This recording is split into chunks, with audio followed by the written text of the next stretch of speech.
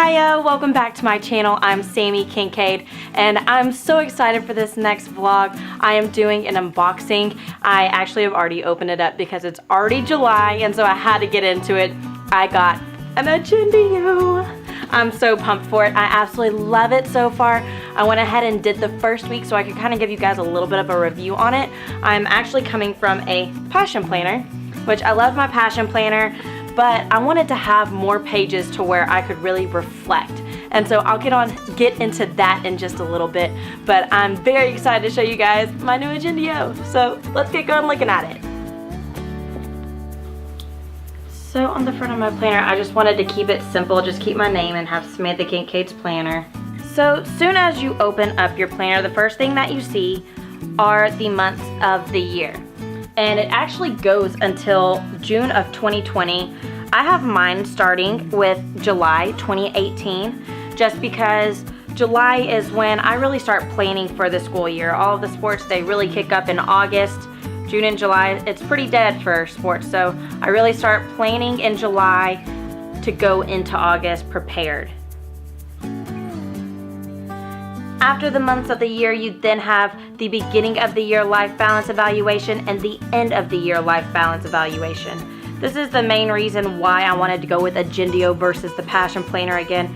I loved my passion planner, but what I found I liked the most in the passion planner was when I could really reflect. And Agendio offers so many options to reflect. And so this is the first one. And you can either put it at the beginning of your planner or the end of your planner. You can really customize where these pages fit into your planner so that it's really your own.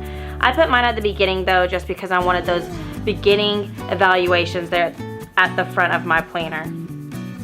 So what you evaluate yourself on is me, family, health and fitness, job, career, relationship, housekeeping, spiritual, and financial. I plan to do my beginning of the year evaluation here soon in the next week, just so that it truly is at the beginning of my planner when I'm doing it, so then it's a more true reflection at the end of the year.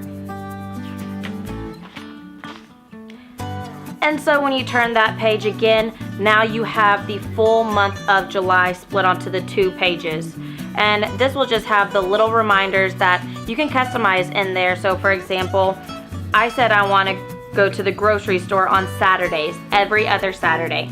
So for example, on the 7th, it says I'll go grocery shopping and I'm supposed to exercise.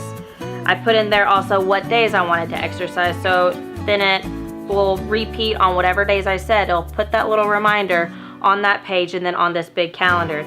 But it also has, you can put whatever birthdays or holidays. So on the 8th, it has Kobe's birthday on there, and then on the 9th it has my parents' anniversary, and so you can put whatever you want in there.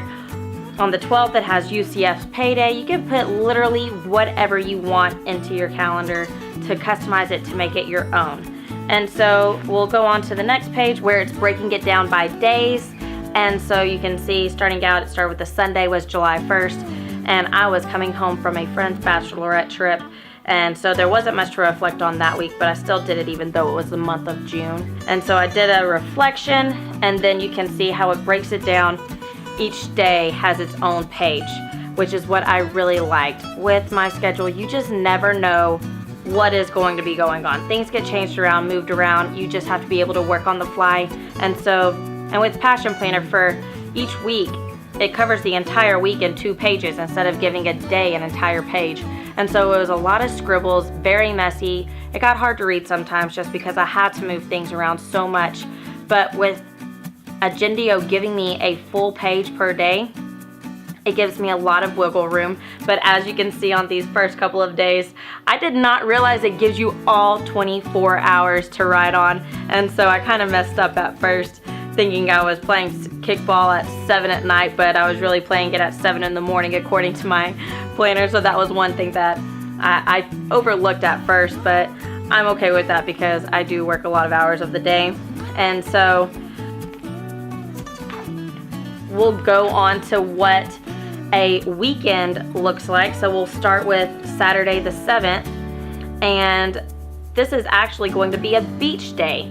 And so since you don't have a lot of things scheduled on weekends, it's usually when you have your downtime, they have it separated to morning, afternoon, and evening. And I honestly wish I could do that with all of the days. You can only do that for the weekends. But like I said, I would rather have it for all of the days just because I never know when something is going to happen.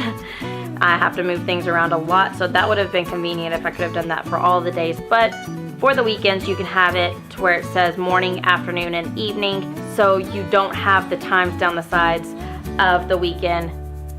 And I think that will also help you try to relax some more. And so then, of course, again, at the end, you have a weekly review. So after Sunday, I'll be doing another weekly review. And some of the things on that weekly review say, how did I make a step towards a goal?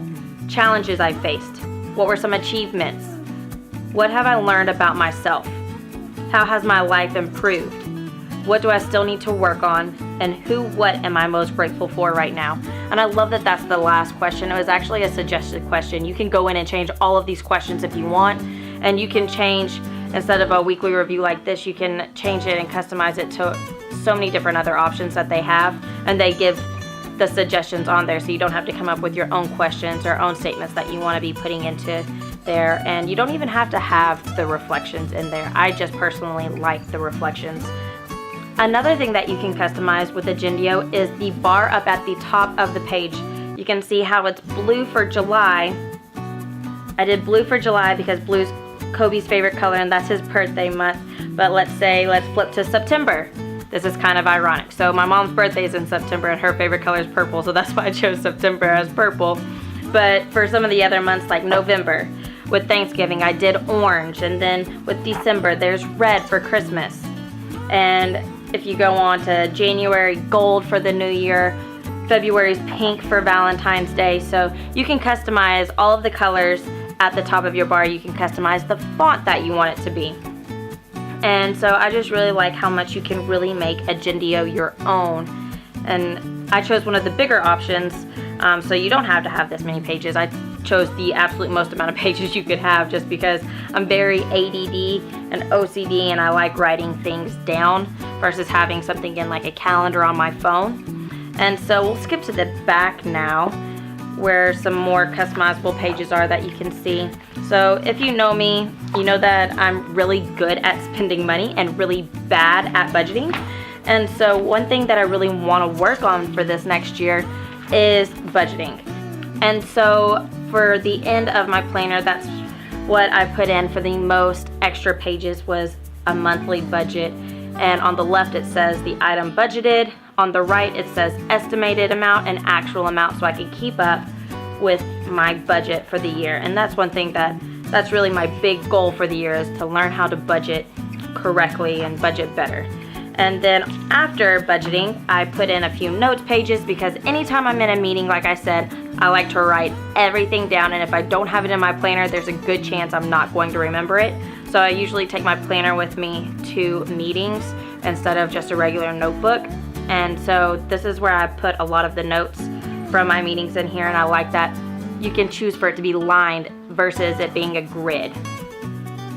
So I hope that you enjoyed this review of Agendio versus the Passion Planner, and I hope that you soon can customize your own Agendio. Like I said, you can start it for any month of the year. I just happen to start mine with July, but you can choose whatever month you want, because I know some people's years kind of start over most January, August, depends on what you do, you know? And so that was my Agendio. I really hope that you guys enjoyed this review, and if you did, don't forget to hit that like button down below, and also don't forget to hit that subscribe button so you know the next time that I post another vlog. Thanks so much for watching, you guys.